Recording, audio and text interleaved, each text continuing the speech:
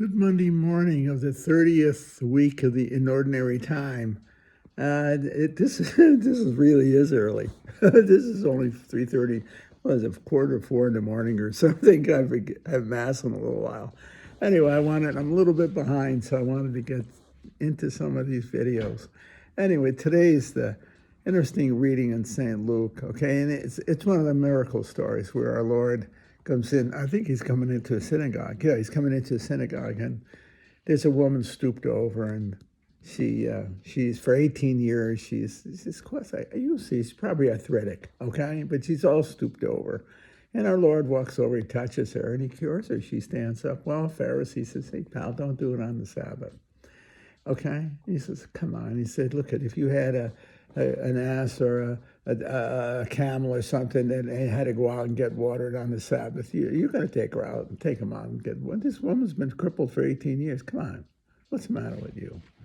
You see, I didn't say that really well. Here's what he said: "Does not each one of you on the Sabbath untie his ox or his ass from the manger and lead it to the water?"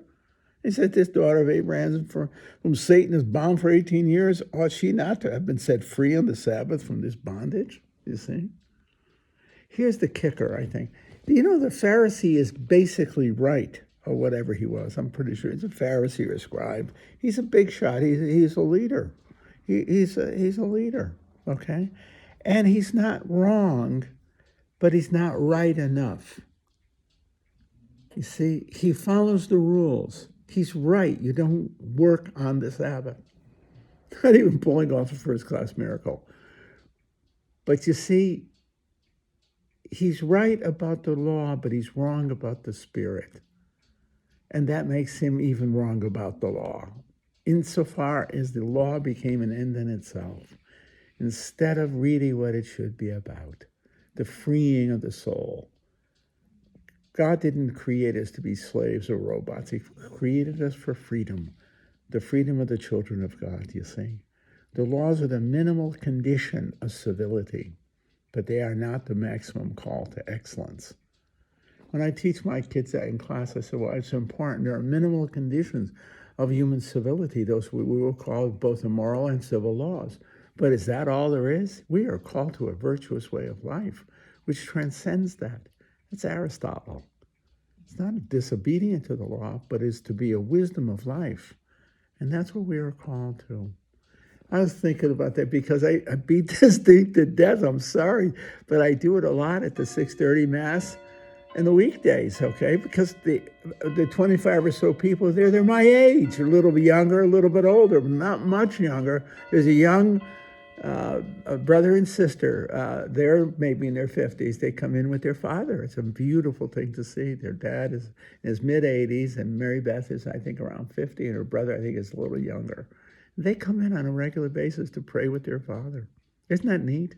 You see, they're not coming out of a duty as a sense of fulfilling a law, but out of love for their dad. What a beautiful testimony.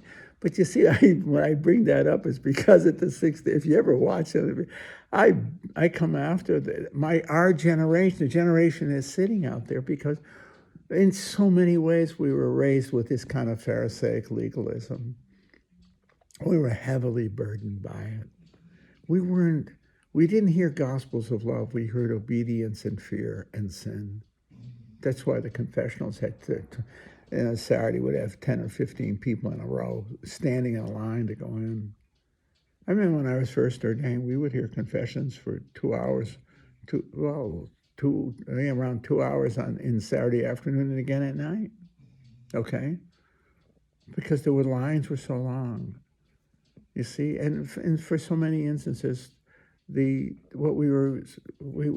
I'd be one of them standing in line to go to confession. It would be sins of rule breaking, some of them trivial. It's fairly trivial, you know. I cussed a lot, okay, you see. But what we weren't, and we were forcing that on the people. We made that the conditions of the confessional. So we made them think Pharisaically. Because we were also thinking Pharisaically about ourselves. But one of the things that the council did in 62 to 65, it sprung us loose of that Pharisaism.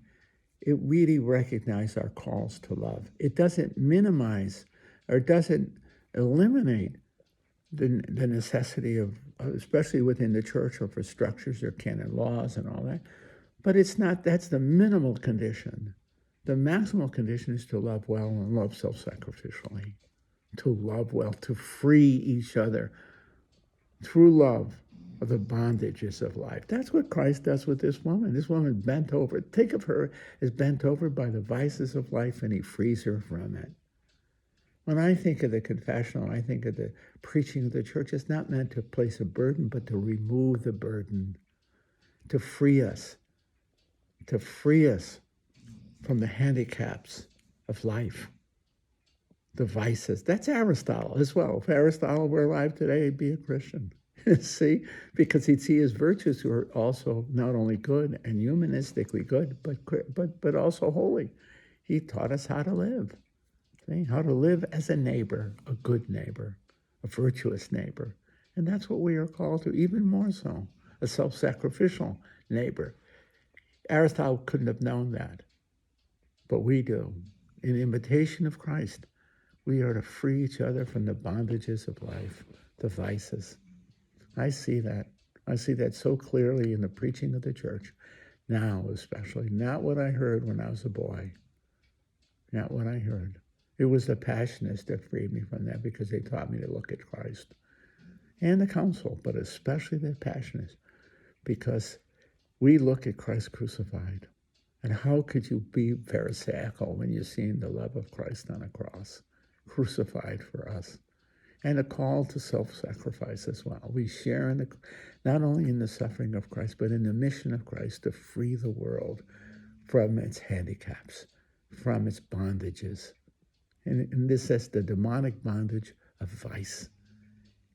Free us from the worst of ourselves, so we could be the best of ourselves, as those whom we are members, so we can love each other freely, and in so loving each other, remove the burdens of life. Not add them, remove them. That love is a freeing. Love frees us. And that's what Christ does to the woman, and what we're called to do too. We're called to love, not merely to obey rules. In fact, that's the minimal conditions. What we are called to is maximize our hearts and our love for each other, and to keep the minimal rules, trivial as they may be, but not to make our lives based on rules, but on the wisdom of the cross, and to love self-sacrificially with Christ on the cross for each other. I mean that. I mean that. I'm so grateful for my Passionist vocation. I saw Christ crucified. And in seeing and hearing from my fellow Passionists as they preach it to me in the confessional and from the pulpit and in life, they taught me how to love, to be free of fear, not the cowardly. And now it's not only to be free of fear in myself, but to free the world of fear as well.